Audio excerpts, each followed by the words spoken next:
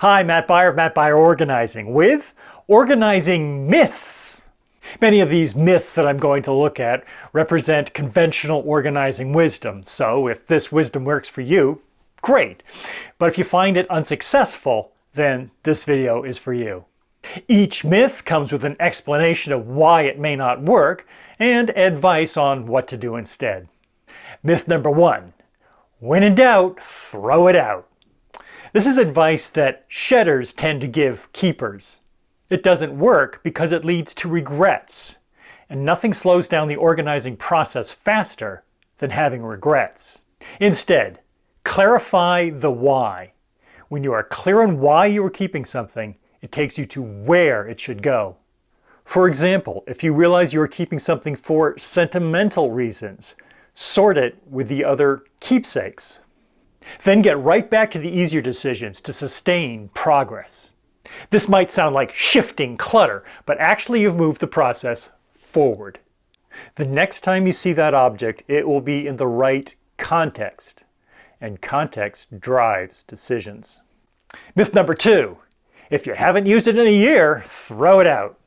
This one is similar to when in doubt, throw it out, and similarly, it can lead to regrets.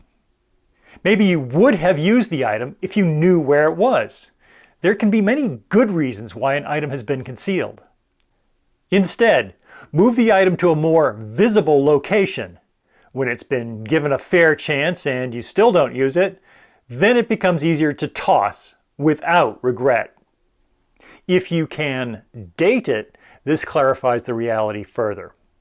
Myth number 3. I need more closets to get organized. If your goal is to hide everything away, that could be true.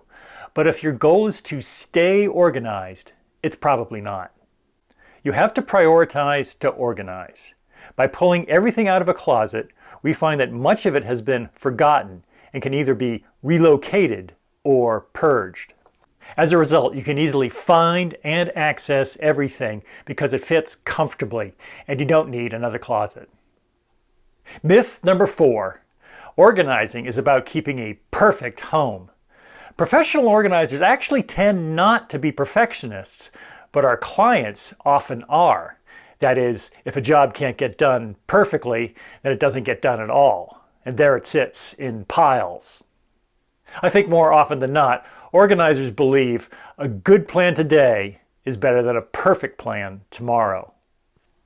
It's more important that you are able to keep your space functional and your items findable. Myth number 5, and I may be alone on this, only handle it once, the Ohio method.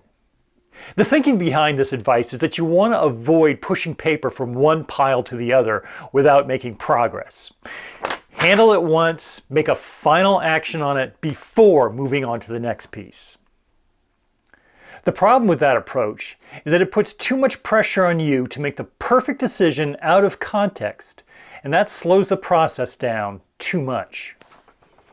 Also, it doesn't address the various priority levels that may be in that pile of paper. So if you don't process it all at once, you may be missing out on some dangerously overdue bills, for example.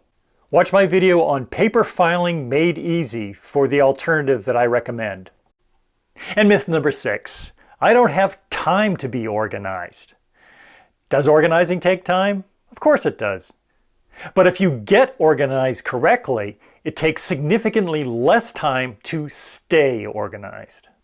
Your daily processes will be streamlined and you won't waste time looking for things. There are certainly more organizing myths that I could share, but these 6 are a good place to start. For more organizing realities and how to benefit from them, please subscribe. Thanks for watching. I'll see you around.